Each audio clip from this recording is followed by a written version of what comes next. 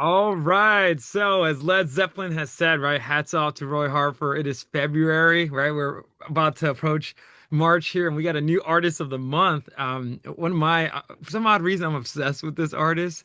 Why? I'm not sure, but I listen to her albums, like I rotate them. These are classics, but Mrs. Kate Bush, right? Famous. Yeah. She's February's the Cheech and Manny show's artist of the month. Also, Joe, you mentioned this as well. Um, but what do you guys know? Do you guys know anything about Kate Bush? And her name is famous because of the movie Wuthering Heights. So she's Yeah. been entering the conversation again because of I'm her song. I'm learning about her. I know the Gilmore song with her. You know, Which one? the, I don't know the name of it. I was like scrolling on YouTube. Then It's they like do that like one song with Gilmore. Running up yeah, that hill. I Running like up I that like hill. that I like that a lot. And then the song Wuthering Heights. You sent that to me, I think the other day. Yeah, That's a cool I sent song. you the video. Yeah. Yeah, she's beautiful and her voice is angelic and super talented. Why don't you think she got bigger? I mean, she did in the 90s because like when you brought her up, Mm. I remember her in the 90s. She had those hits. But why do you think she didn't blow up like, I don't know, Sheryl Crow or somebody in the 90s or somebody like that? She only did two short tours. She went 35 years between tours. She toured in 1979 for 6 weeks and did not tour again until 2014. And what they did was more Okay. than 20 shows at the Hammersmith, I call it the Hammersmith Odeon, Hmm. Yeah. uh, in England. They were going to do 15 shows. They sold out in 15 minutes. They added immediately 7 more shows. She's very theatrical in her approach. Yeah. But to go 35 years between tours, she obviously had things going on. I really don't know. There's some things I read is that she had a significant fear of flying. Yeah, And, that was a common thing with a lot of people. yeah, and also on the first tour, her lighting director died on the tour from a fall, and it Uh-uh. kind of it gave her this kind of stigma or something, like Hmm. bad juju. She just didn't go on tour. She focused Yeah, on the videos and the singing and the songwriting, right, right. and did very few appearances. A good example would be the David Gilmour and Tony Franklin, doing "Running Up That Hill." Mm. That Yeah, was for yeah. the Prince's Trust Okay. concert. No, and But that's Oh, her name kept popping up recently when we kept, doing the Roy Harper thing, and all of a sudden Roy Harper morphed over to David Gilmour, and it turns out David Gilmour helped Kate Bush with her career, got her proper demos, introduced her to a producer, and it's unbelievable. And apparently, she was only at the time the album came out, her first album, she was only 19 years old, because and she was friends with Gilmore's family, right? They were connected somehow. David Gilmour had a friend that was a Right, friend of David Gilmour's family. The two families were friendly, and it turned out the friend that knew David Gilmour was also his family was friendly with Kate Bush's family. And all that the right, guy in the middle did was he introduced David Gilmour to Kate Bush, and those two families got to know each other as well. So right. David Gilmour got to know Kate Bush's parents, Okay. and apparently she is a very strong-willed person, considering she's so soft-spoken and mild-mannered in interviews. But Yeah, she absolutely insisted that Wuthering Heights be the first single uh, that she would ever have released, and EMI didn't want to do that. yeah. And she somehow talked to them and got them to do it. And it could have been a disaster, because if you listen to Wuthering Heights, it starts off, her voice is so high yeah. that it could almost be off-putting unless you really listen. Like if it comes on car radio real fast, you think, is this for real? Hmm. You Yeah. know, because it's so high. And it turns out that's not her regular singing voice. She was portraying the character Kathy from Wuthering Heights, who was Yeah. talking in the song as a ghost. Now, Wuthering Heights, I find interesting because I think they filmed it in Rye, New York. They filmed. There's a mansion where they Right. used Well, that's that like one mansion. of the adaptations. Not, I think we talked about this thing, not the new Yeah. one. one of them. No, no, the original one from like There was an when original one with I think with what's his Gregory name? Peck.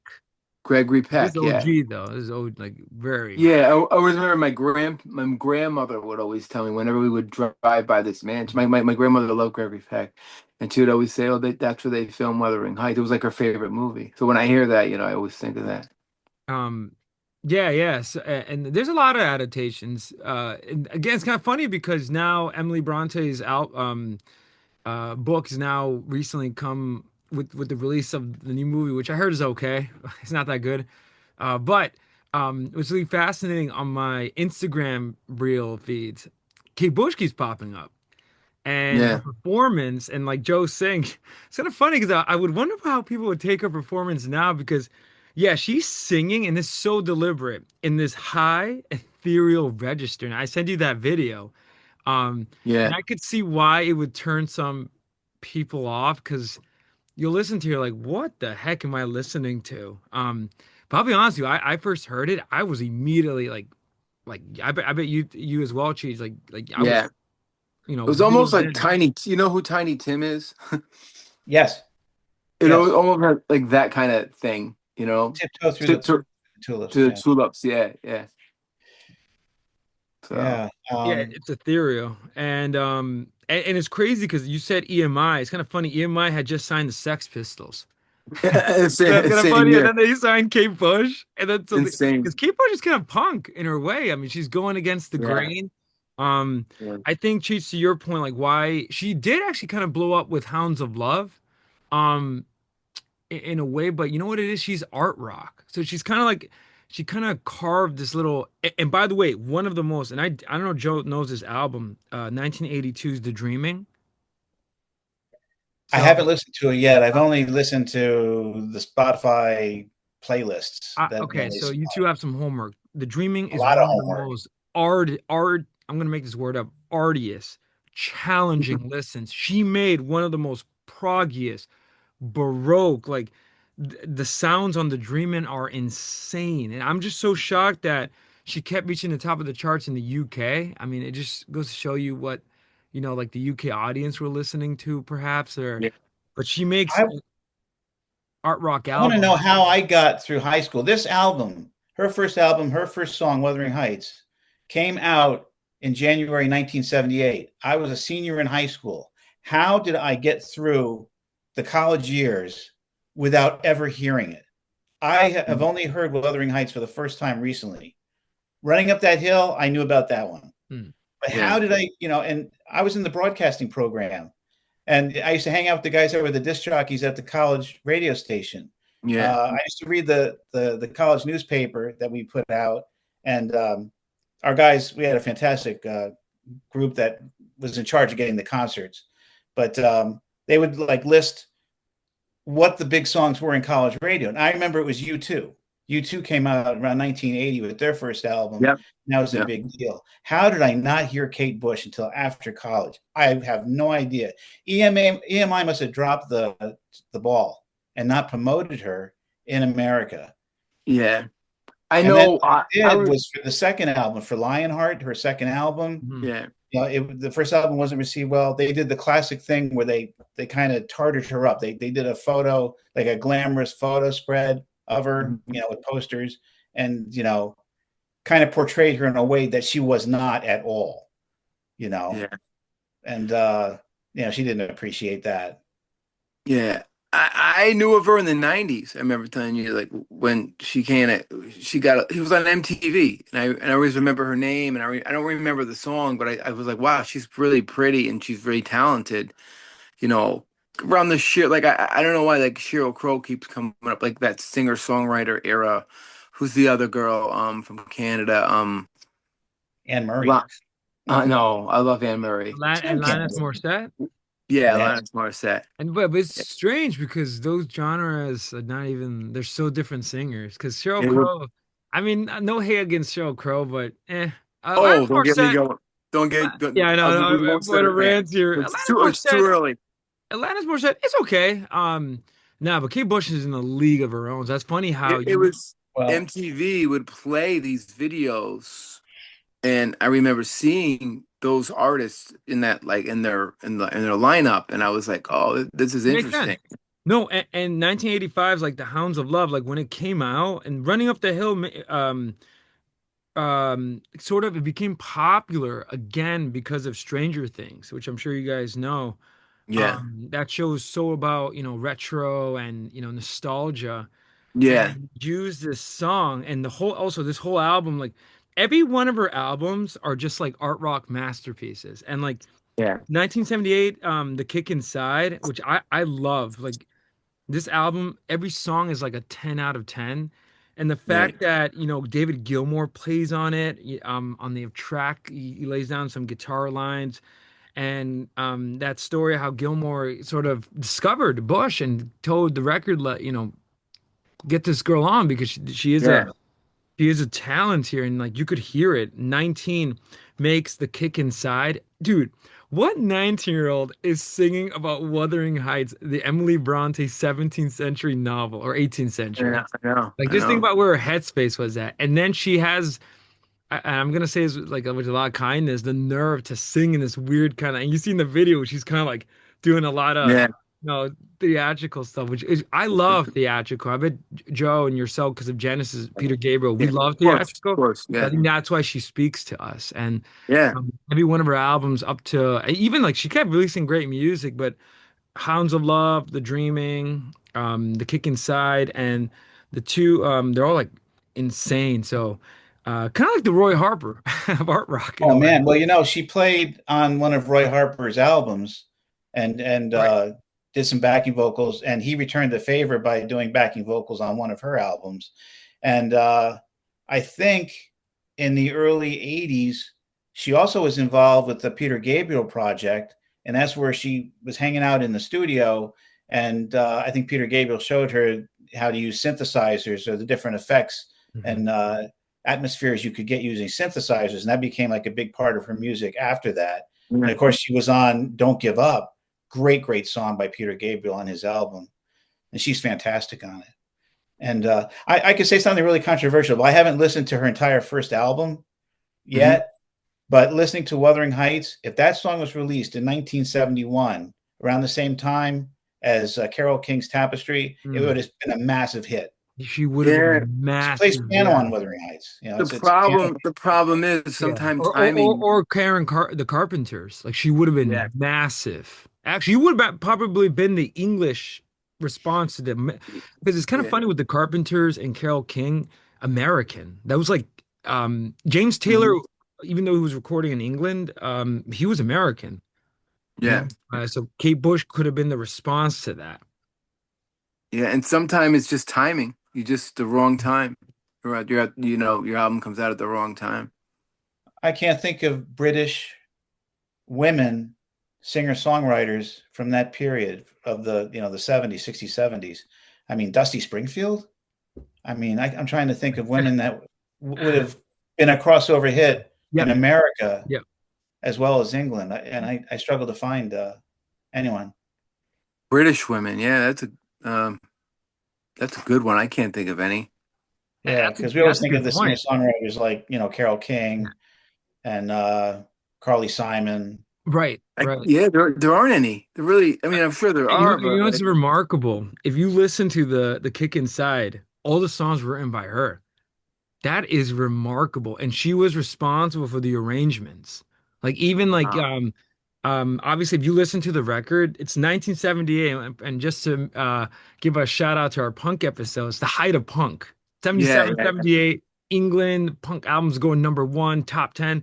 And then you yeah, have this album that's Baroque pop, um, very jazzy, very ethereal. It's just so theatrical. It's in a way yeah, sort of like I argue that Kate Bush is one of the rare, actually, prog rock artists, like women singers, because there's not really much apart from Renaissance and it's her. true. Good point. And obviously she's art pop, but again, that's kind of progressive in a lot of her sounds. And I'm telling you, if you listen, she gets even more. She's like Rush, and give a shout out to Rush, where technology Always. comes out and she incorporates the tech. Yeah, She like if you listen to Hounds of Love, it's all dreamscapes come thought up on synthesizers and like Joe said, Peter Gabriel and her and Kate Bush always had a nice working relationship with both of them kind of influenced each other.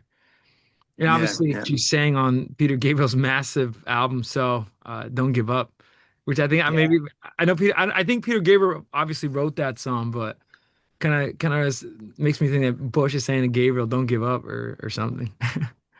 Oh, that's such a yeah. great song, and Oh, it's I think he wrote remarkable. it with Kate Bush in mind. But on tour, Paula Cole would sing the lyrics for "Don't Give Up."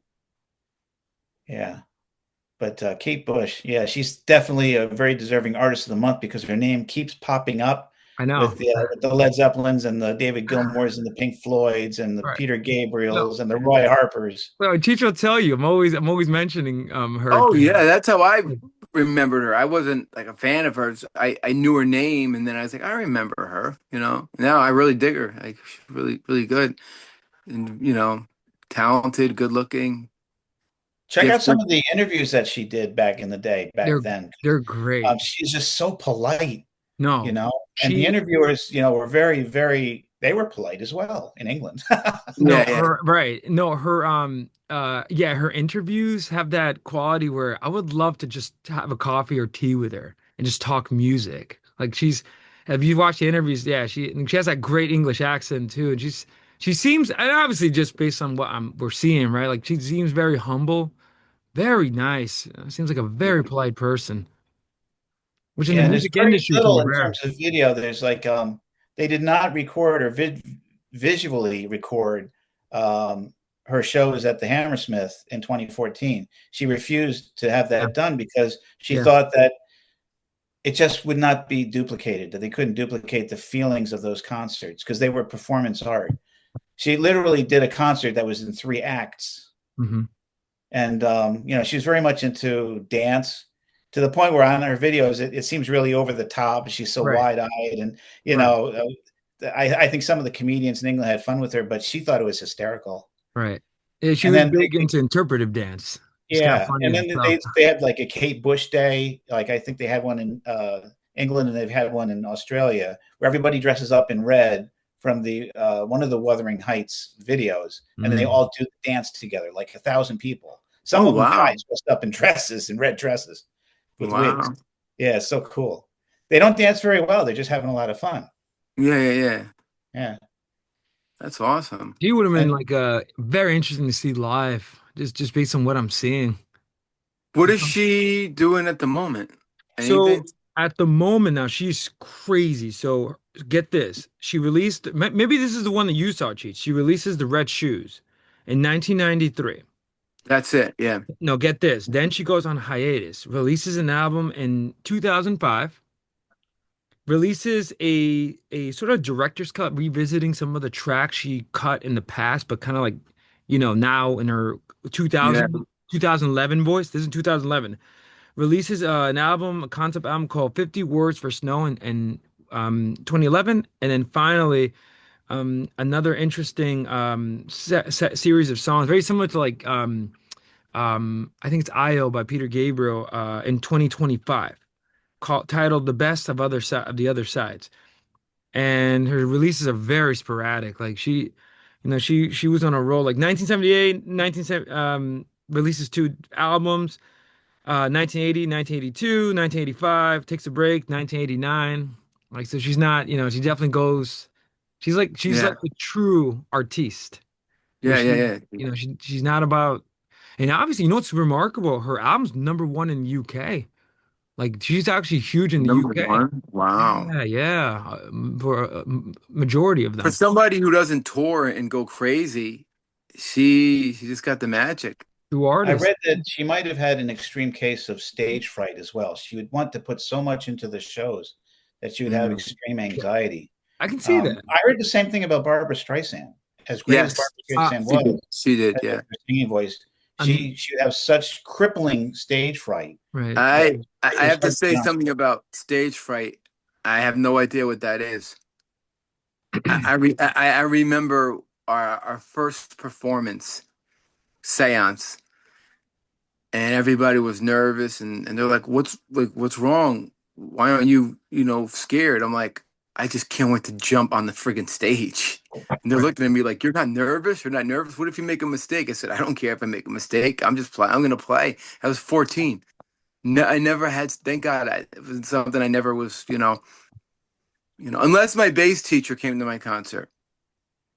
When my bass teacher was in the room, I didn't have stage fright. I just was like, When your Fletcher comes in.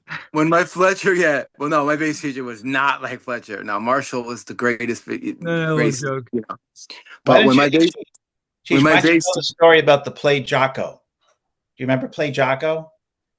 And you had to go up on oh, stage, and there were oh, some seasoned players oh up on my stage. God. Yeah, I forgot about that. So Manny, we should make this episode a mini Kate Bush episode because I got 19 bass players. Is that sound cool?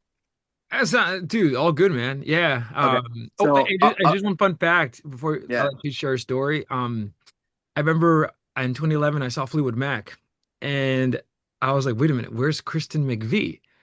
And I did some research. Apparently, she has a fear of flying, will not fly, and she didn't show up for Yeah. the tour in America.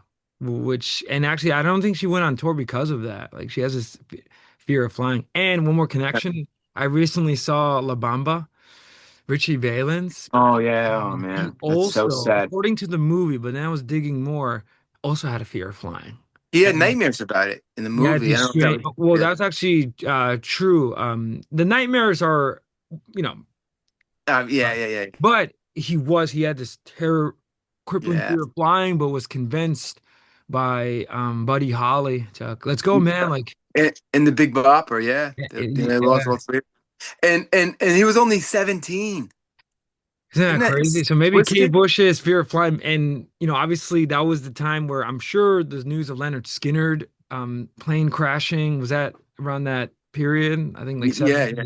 70, heartbreak 77. England because so yeah, maybe Yeah. she was in the right with her fear of flying. I know. It's crazy. Um, Play but Jaco. okay, all right. So many moons ago when I was young, um, me and my friends would always, and my uncle Anthony, God rest his soul, we'd go to Arizona and just go insane and nuts and do what 20-year-olds do. And then we would drive to Vegas. So we drove to Vegas, and I never gambled. I would just sit at the bar, and then my two friends, Billy and Danny, and my uncle would play the slots. So meanwhile, after like my 25th Corona, you know how they bring those bar drinks to you when you're I would make believe I'm playing. I could barely stand up, right? So we're going back to the hotel. We're in the hotel, going back to the room. We hear the nastiest funk music in the world coming out of the little lounges they have like in the casinos. I mean, the nastiest. So my friend Billy was like, "We gotta go." So we run in there and we see these Afro-American dudes playing like, I don't know, like the Meters or like heavy duty, like Tower of Power, Earth, Wind, and Hmm. Fire, you know, going crazy. So we're watching them, we're cheering them on, and then my friend Billy, I never forget, he's like, "Play Jaco!" He screams out to the band. And meanwhile, there's about five people in this little lounge. Hmm. So the bass player, who looked just like Dave Winfield, big guy, says, "Who said that?" And they all point at me. Now, after 25 Coronas, I'm like, I can't, I'm thinking to myself, I don't know what a bass is. So I went sober. He comes, he goes, "You said it. Here's my bass. You come up and you play some Jaco." And I look at my friends and I'm like, "Oh, I want to fucking kill you guys." So I go up there. Yeah, he had a bass. Billy had to help strap it on me. 'Cause I go up there and they look at me. And there's these Afro-American, amazing, talented guys, a keyboard player, guitar player, drummer, conga player. They're like, "Okay, what do you want to play?" You know? And I said, "The Chicken by Jaco." And they were like, "Oh shit, okay." So we break into The Chicken. Now I'm a rock guy. I'm playing loud. And as I'm playing loud, they're getting loud. And before you know it, people start coming in and we're filling the place up. And if there was five, there's about 15 and 20. Then I played the chicken. We ended it. And they're like, "Holy shit, man!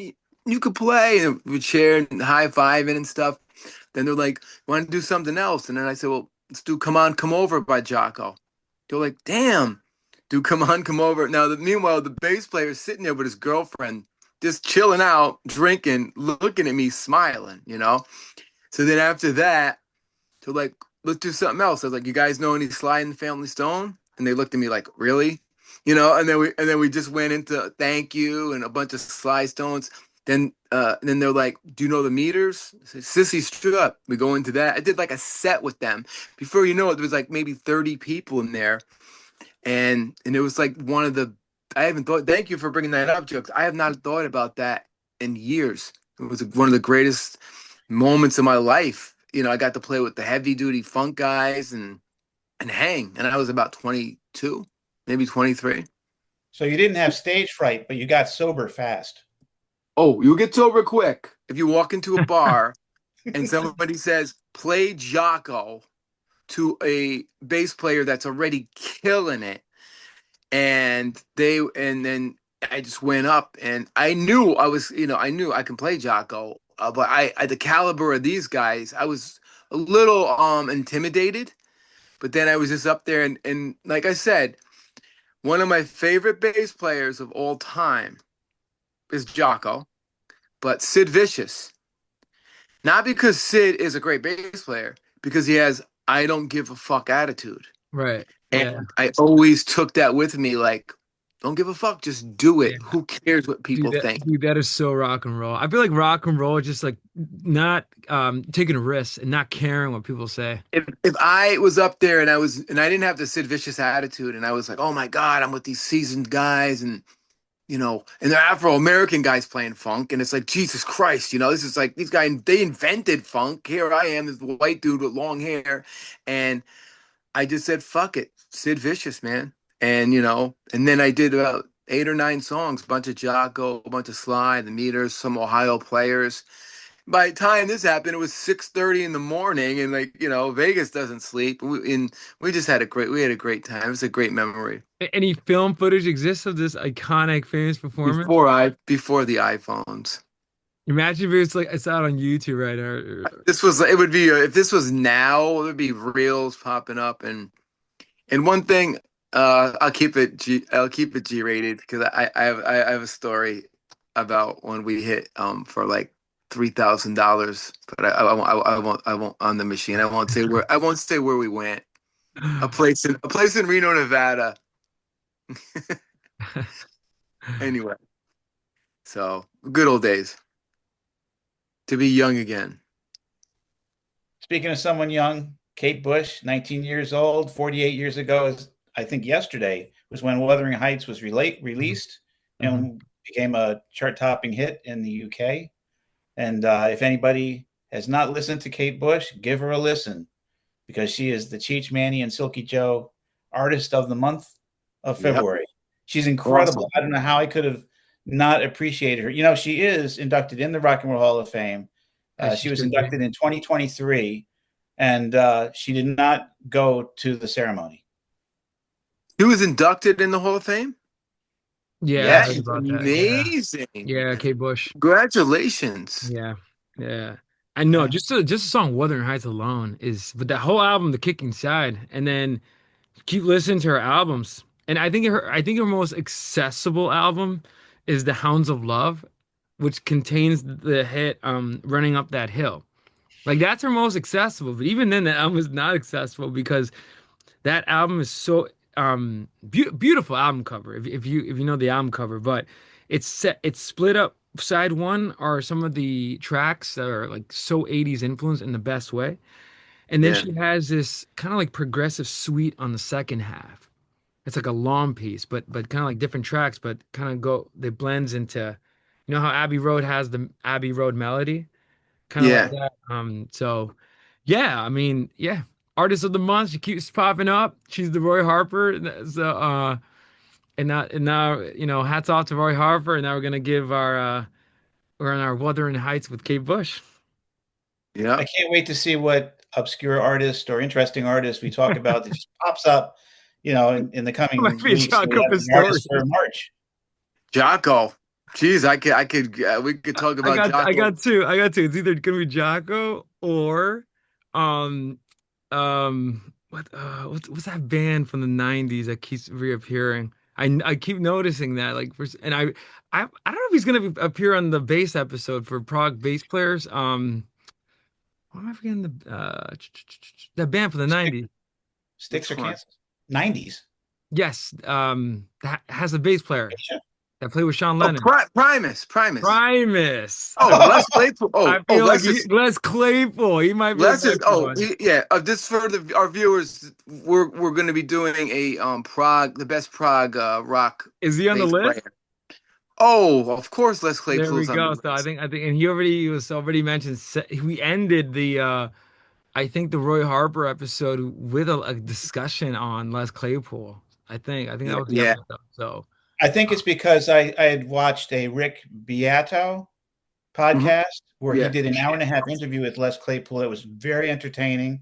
It was just like you feel like Les Claypool was like us when we were in high school, except that his classmate was Kirk Hammett, who later went on to Metallica. That's so funny. It's Yeah, like, you but know, yeah, it was just like they were. Les Claypool was just like us. Like he wanted to go to the concerts and he didn't have any money, and he saw a lot of times he couldn't go. yeah, And then of course Rick Beato, later on in the episode, gets Les to bring out the bass and gives some tutorials, on yeah. how he got his sound and why he did things the way he did. And I think they talk about Glee as well. Oh, yeah. Glee. Well, I got to see Primus open up for Rush.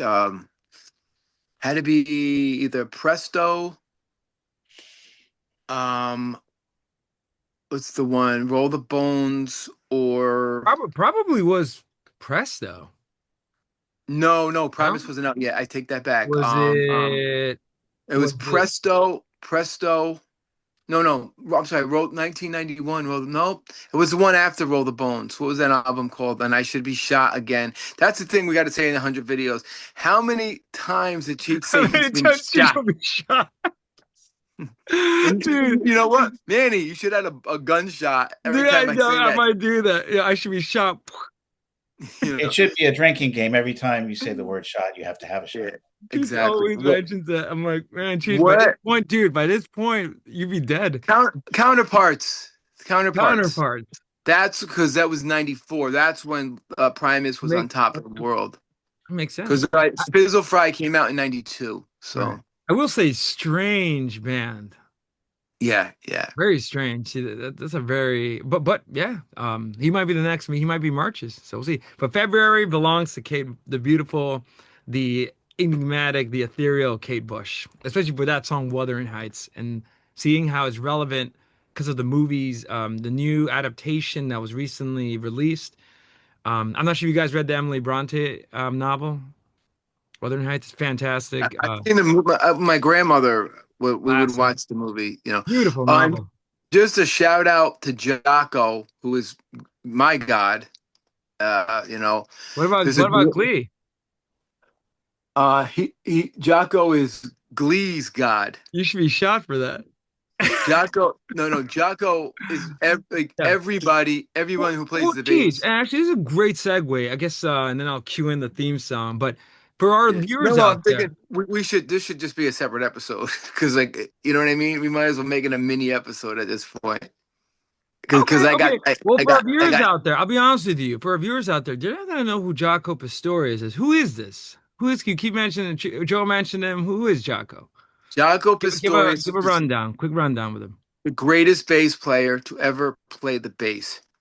He started out. He's from Miami, Florida, in 1975. He has his first solo album. It's called Jaco. It's on the cover. His face is on the cover. And then Jaco was the guy. He got a regular bass. He ripped out the frets and he made it fretless, like Tony Franklin sound, like on the Firm, that kind of thing. But there'd be no Tony Franklin without Jaco. So he invented that upright bass sound. He invented it on the electric bass. And then from there, the groundbreaking album, Jaco Pastorius, he was doing things on bass like Coltrane was doing on sax. Like nobody was doing. He played Donna Lee, the Charlie Parker song, on the bass. He was doing harmonics. He was doing chords, playing really fast runs. Some of his most difficult bass lines is Donna Lee, Teen Town. Hmm. And then from there, he was asked to join the famous Weather Report, a jazz fusion band. And then he played with Weather Report from about 76 to the early 80s. Then after that, he got into bad stuff like everybody. He's considered, they call him the Sid Vicious of jazz. And Hmm. then it And was home. he's in the jazz genre, it sounds like. He's in the jazz fusion Right. genre, and then he was did a big band group called Word of Mouth, and it had all the great sax players, David Sanborn, the Becker brothers, and he just innovated the bass. He just took it to the next level, and he wound up homeless in New York City, hanging out with the street people, and then he died, I believe in 1985. He went into a bar and he was starting trouble, and the guy was a kung fu guy, and he beat the shit out of him and killed him.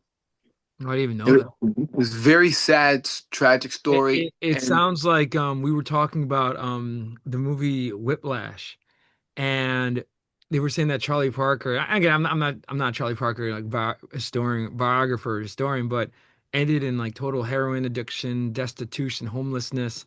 Kind of yeah, sounds like that in a way. So Jocko is the he's same your way. Charlie Parker for bass. Oh, he's the Charlie Parker for bass, for every bass player, and if a bass player denies that, they should be shot 5 times. Um, and he changed the bass forever. And he died. He was homeless in Manhattan, living on the streets, hanging out with the street people. He was diagnosed, you would find this interesting, with oh my God, some disorder. I want to say manic, maybe manic depressive, because he'd be up and down. He wouldn't sleep for 20 hours and play Yeah, the bass. bipolar. Yeah, Yeah, oh, bipolar, yeah, bipolar, yeah. yep, And then he was at Bellevue Hospital. They locked right. him up there for a while. I mean, just like Charlie Parker. And thank God for the bass player in Metallica. And I always forget brain fart. I should be shot. What is the guy's name in Metallica? The Robert bass player, Trujillo. Robert Chatru. Thank God Actually, for that man. Robert. Oh, the new one, Robert Yeah, the new guy. Trujillo. The man is a saint. He took his own money and he made a documentary on Jaco. I rent it. It's on Netflix, Prime. Rent it. Yeah. You learn everything you want to know about him and what he did. I'm just giving a short summary on him. And he took his own money, made it, and Jaco has 2 sons that are musicians, Felix, and I can't think of the other guy's name. One's a bass player, Hmm. and I was friends with his wife Ingrid, and on Facebook she passed away. And you know, the greatest, I would say, one of the greatest musicians to ever live. He did his own arrangements, all the horn arrangements for the Word of Mouth. Um, the Chicken, he could. It's a funk song. Jaco was funky. He was technically fusion. He made the bass sound like a voice when he played fretless. Just beautiful. I Yeah. recommend his first album is where a good place to start, leading up to Heavy Weather by Weather Report, going to Word of Mouth. Then there's one he did, Holiday for Pans. It's just him and the steel drums. And this guy was like, a genius. But his most commercial work, and it's going to be listened to 100 years from now, is his work with Joni Mitchell. Oh, thank you, Joe. I completely Okay, forgot well, about I was that. gonna say, and Joe beat Yeah. me. Like, okay, so Thank you. before we go into that, let me know. Coyote. Yeah. Okay, so, but okay, before we go there, because now he played on Coyote. Yep. Okay, so Him. that's a Well, big deal with I, Joni I Mitchell. don't know. Wait, did he play on the album or did he play on that famous live concert? I'm not sure. He might. He He, did may- both. he The, probably the did play on album the is album. called Hejira. Does that sound Yeah. right? Hejira? Yeah. Jira, And yep, yep. it has Pat Metheny on it as well. on guitar, young Pat Metheny. Yep, yep. And he was jazz fusion, and yeah, he played on Joni Mitchell's. I'll tell you right now on Joni Mitchell's guest appearance, which is crazy. It, Wow. it was at Ian Hunter's album. He was with Joni Mitchell. And that famous concert, he does one of the. She gives him. She knew who he was, and she appreciated him, and she gave him the space to do a solo, and he does one of the greatest solos ever from that Joni Mitchell concert. Oh my Yeah. freaking God.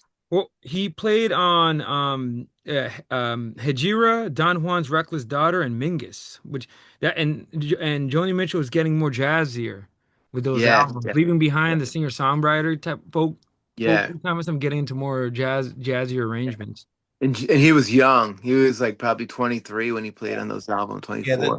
the Joni Mitchell album was released in November of 1976, Hmm. That's and right after his first album. He was yeah, 20, he was 22 because his first Coyote was album the came out. single. Then there's oh God, what's the other famous song? A Cat from Des Moines. I can't think of the name of the God, I have it in my head. Name some tracks on that. Um Getting to it. And Jahira, yeah. Coyote. Yeah, Coyote's a big Oh, Coyote. because I one. know because of Bob Dylan, because she played that song for Bob Dylan. She really had Amelia, about Amelia Earhart. Oh, Fury sings the blues with Neil Young. great. Yeah, that Okay. if you hear the live version on the band's The Last Waltz, it's amazing. I can't think of the song. It has a sick bass line. He does this What is crazy. every bass player should be indebted to Jaco Pastorius, and so he sounds like the Frank Zappa of the bass, the electric bass. He's beyond that. He's better than Frank Zappa on the bass. I mean, the guy. You're gonna have some Frank Zappa fan be like, "Yo, you I serious?" don't care. He what he did is he commercialized a fretless sound that in the '80s, at every commercial, every movie, you had to sound like Jaco. That's So when you interesting. would watch a movie in the '80s, there'd be a fretless bass sound. If there was a Coast commercial for soap, or Ivory soap commercial, or a coffee commercial, there was a bass line that sounded like Jaco. That it almost pissed him off that people took his sound. Yeah, That it was, makes sense. it Yeah, bothered him. right. That would make sense. In my Um, one of my bass teachers in college, this guy Paul Adamy, who was a amazing guy. He was a session guy. He played on the Cosby Show, hmm. the music. He studied with Jaco. So He so studied with Jaco. and going back to Hejira, Yeah. I'm reading here that the sound is defined by Joni Mitchell's resonant acoustic guitar with playing jazzy chords, Hmm. but also Jaco Pastorius is molten. That's the adjective they use, fretless bass, and together they create an atmosphere Yeah. suggestive of rolling clouds and open highways. So, and then you're telling Yeah. me that he was responsible for creating that fretless bass sound on Yeah. electric bass, He which took was that already in upright. the blues, obviously with the Yeah, cello. yeah, like Willie Dixon and I mean the jazz world. Forget about it. Ron Carter, Paul Chambers, Mm. Scott LaFaro, all these great guys. He took that upright thing and he made it electric, and he just made it sound like Wow. nobody comes close to he every bass player got a kick in the ass. There was two bass players that changed things. Stanley Clark, who was in Return to Forever, he changed it for the funk value with riffs. His riffs were insane, and he could slap. Stanley Clark innovated that slap sound. For our viewers out there, who does Stanley Clark play in, or who is he? A band called Return to Forever Hmm. with Genre? huh? Genre? Oh, Music genre? jazz fusion. Oh, jazz. So you're definitely you're schooling people on jazz right now. This is jazz fusion. Yeah, yeah. It's a mix of jazz fusion and rock. Chick Corea, who Lenny White, I believe, was the drummer. Al Demiola on guitar, Hmm. and Stanley Clark just slapping the shit out of an Olympic bass, and nobody was doing that and playing crazy riffs. One song I recommend is Romantic Warrior, School Days. Hmm. That's his solo album. and it was Jaco and Stanley Clark that were the badasses that came out. And I learned this all from my bass teacher because I wasn't playing bass in 1976. Mm. Jaco was 75, Stanley was 76, and also Stanley played upright. He killed it on upright, like Ray Brown and all the great like Paul Chambers. So for fun, what they used to do is they go to a club and they would make like they're not friends that they're that they want to like fight each other, and it would be like a joke, and then people were like, oh, Jocko's here, oh, Stanley Clark is here, and then they'd walk towards each other and they just stare each other, and then they'd give each other a hug. The craziest story I ever heard was from my bass teacher in college. um God, I should be shot. Who's the guitar player? Second one, shot. Take a shot. There's a guitar player. I swear the temple is taking my brain away. Mike Stern. Mike Stern. He played with Miles Davis. Okay. He's a rock fusion guy, but he got his jazz chops with Miles Davis. So he's playing in the Village, probably at where's the place, Joe, that Jimmy Page and Jaco jammed? Lone Star Cafe. Yeah, it was a Lone Star Cafe, I think, and it's a small place. There's a guy named Jeff Andrews, who's a up and coming bass player, session guy, killer fusion guy. He's playing. Jaco walks in off the street and he just stares at Jeff Andrews. He gives him that like Muhammad Ali stare.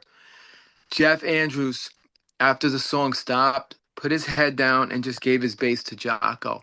That's the power that Jaco had.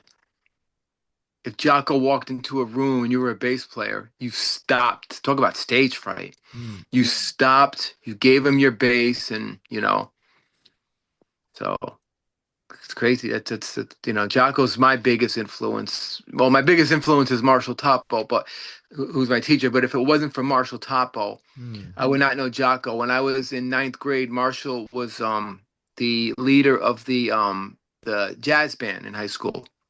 And he saw me, really into bass, and he was like, like this kid is into this, and he's good. He made me stacks and stacks of cassette tapes. Maxwell on my left, Maxwell on my right. Uh, to quote the great Frenchie, um, and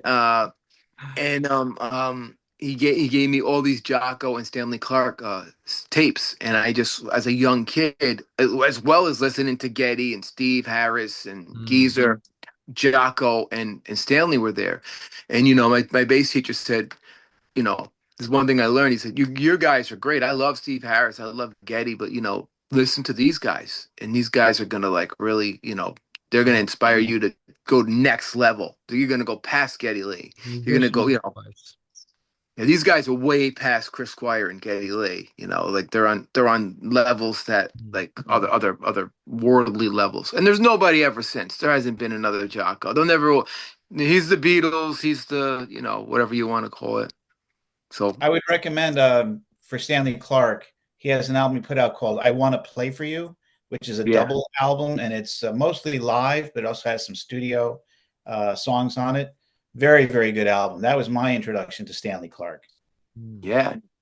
So now we got to name this episode Kate Bush and Jaco. Now I gave you a whole. Thank you, Joe, for throwing that out there because I forgot. I You just forgot that schooled story. Cheech just schooled us on Jocko, and then also you went on a almost rant, and then your motto, "I should be shot." Well, when I forget people like Mike Stern, and then it comes Yeah, 2 seconds it, later. it's funny. I haven't really. I know you mentioned Jocko, Stanley Clark. I've heard, but I've never really listened to that. I mean, jazz fusion. I've never really listened to. Like it's kind of It's funny. it's prog rock on steroids. Yeah, You know that's what I what it mean? sounds like. Van der Graaf Generator would be the closest thing Right. to what jazz Right. fusion is. But I Um, will say, like it's sad because a lot of these geniuses, right? So, Cheech, I'm assuming Pastorius and your definition of genius is a genius. And there'll never be one like him. But it's kind of sad seeing his mental health issues, which yeah. you just mentioned bipolar. I mean, that would make sense why, he had, I don't know if people thought, obviously, I haven't seen no interviews with him, or I don't know what people's reactions were to him, but he seems like a very eccentric guy. Yeah, he I was. bet people were like, man, he was mentally ill, most likely, but people thought it was his At personality. the end of his life, he always had. And you said he um wound up homeless. yeah, he wound up on the streets. He loved living in the streets of New York. He loved the street people. He would play his bass in the middle of the street. People. There's always a Jaco story. People from Manhattan have everyone has. Oh, I saw Jaco, and he loved basketball. Like there's this crazy story where he was going to Florida, and somebody wanted to like pay him to do an album, and he was down on his luck. He just got out of Bellevue, and he gets off the plane, and he has nothing with him. He's dressed up, and what do you call it? Like when you have when you're doing karate, like what do they wear? Like a karate suit. It's all white. Is there a name for that? I just I know don't know. But karate. just imagine a guy who has a karate suit on. He's on a plane dressed in that, and the drummer said Jocko gets out. He had long hair, gets out in a karate suit and has Mary Shelley's Frankenstein in his hand, and that's it. And he's like, "Are you so and so? I'm Jocko." And he's like, "I know who you are." And he was gonna pay him money to play on a couple of tracks. So, but yeah, there's a million Jocko stories. He's just um Was he he's unreliable? Was that the problem? Was because of his mental problems and maybe at the drugs, at the alcohol end issues? of his career, he could I not get a know. record. He couldn't get a record deal. He lost it. He's Jocko in like a Sid Barrett way, but not. He did do drugs and he did do stuff like that, but having the mental issues, he snapped completely, and nobody would sign him. Okay. Um, And like jazz fusion, I'm not saying it wasn't, popular, but obviously it's not gonna move the commercial numbers that for a oh lot of no, these labels. it did. He had a number one song in the jazz world, called oh God, I should be shot. I want to say Teen Town. Dude, cheese, you'd be dead by this point. What is the name of that song? Don't no no no no. I could hear it in my head. It's off of oh, it's off of Heavy Weather. Mm. Anyway, a Weather Report would play Madison Square Garden. Like they were that big. You know what I mean? They were so big. So jazz fusion for a window from 76 to like early 80s was popular. Turn to Mm. Forever, Spyro Gyra, um, Weather Report. Not quite. It was rock. It was rock. It was jazz. It was fusion, but it really was more on the jazz side. So That's so sad because I think of a guy like Jaco, and if he had his life together and maybe got the help that was needed, he could have been like a Tony Levin. A guy like Tony Levin as a bass player could work every day of the week in a studio yeah, somewhere Yeah. if he yeah, wanted to. yeah.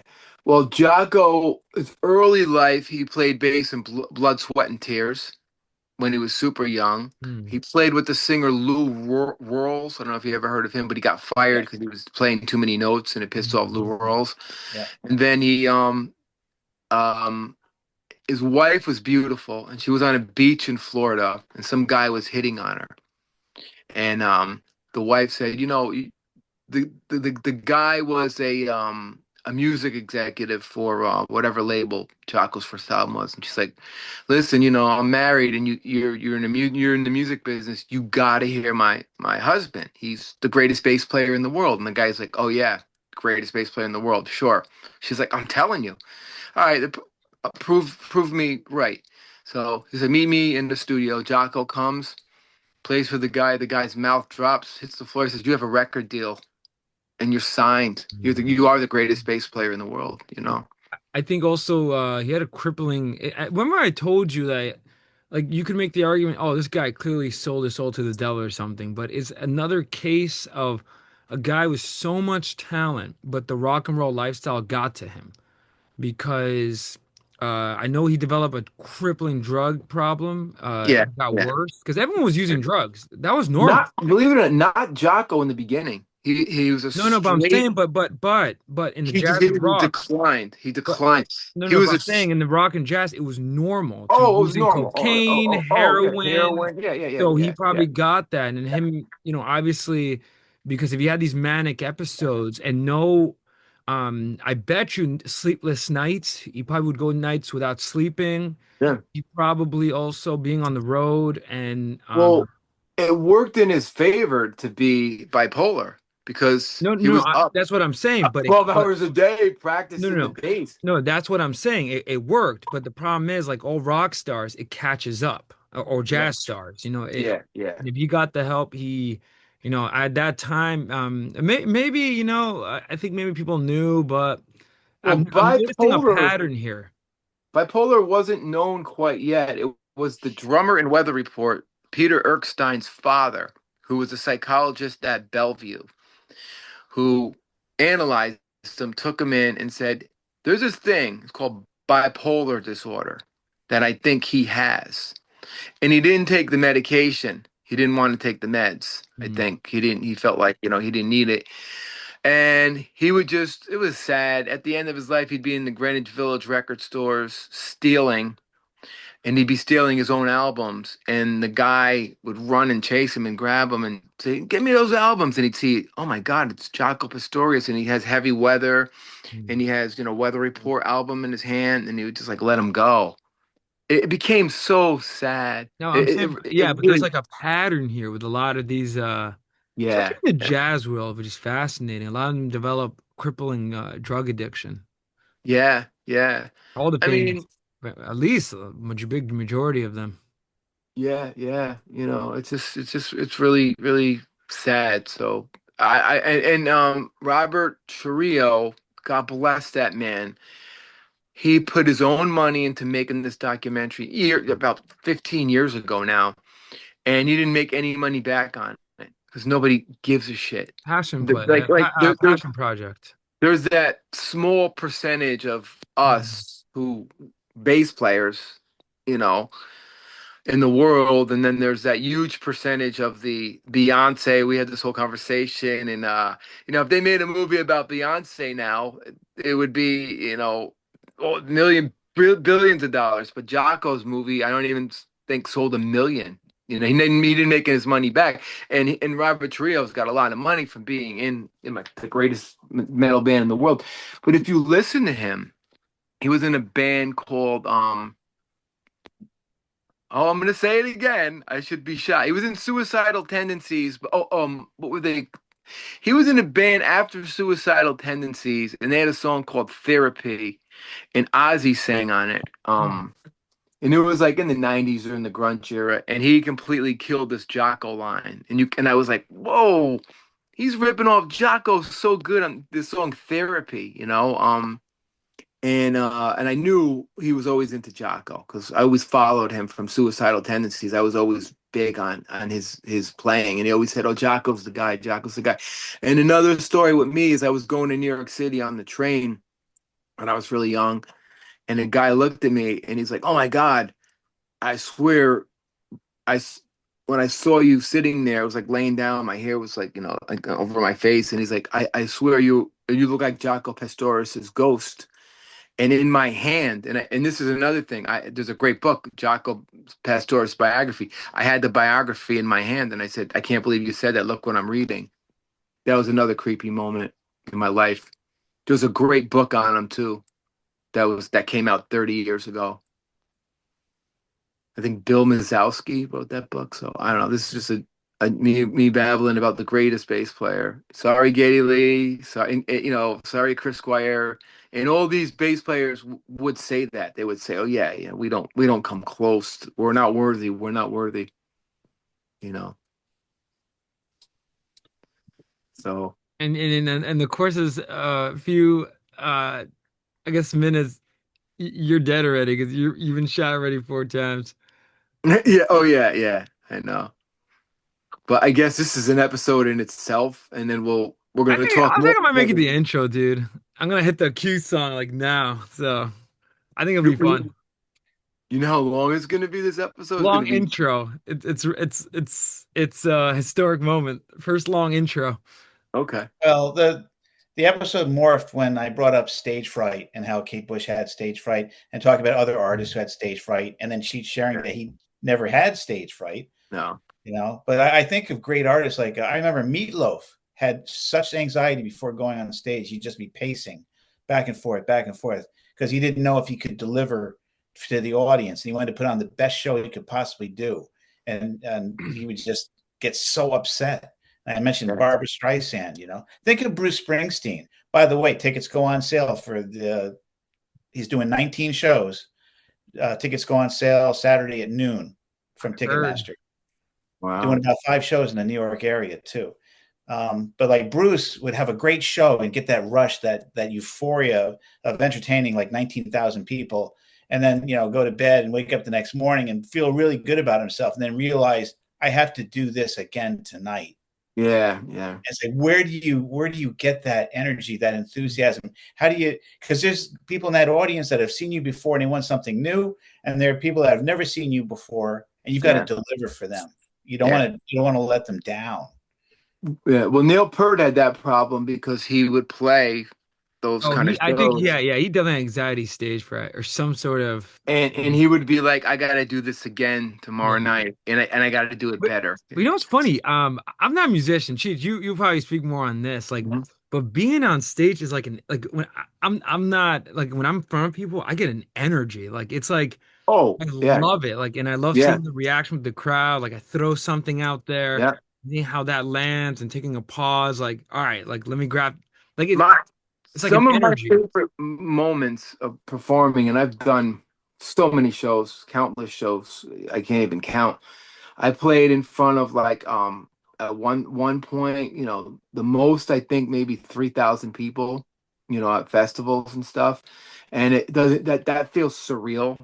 That feels like you're playing in front of nobody because there's so many people.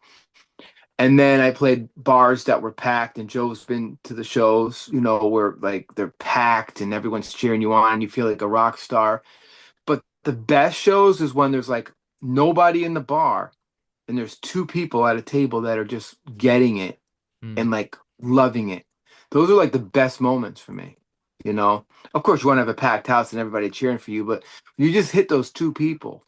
You're just like, yeah, I got these two people, that dig, what I'm doing. So, just playing live is the biggest addiction, Uh, that's why I'm divorced twice, practically.